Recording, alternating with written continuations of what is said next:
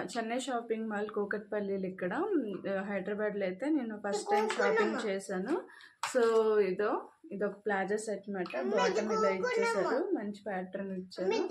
So ఇది 1050, 1100కి 2 అంటే ఒకటే తీసుకున్నాం కాబట్టి 550 అయ్యింది ఇది.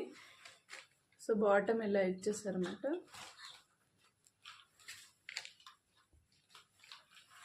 ఓకే, నెక్స్ట్ చున్నీ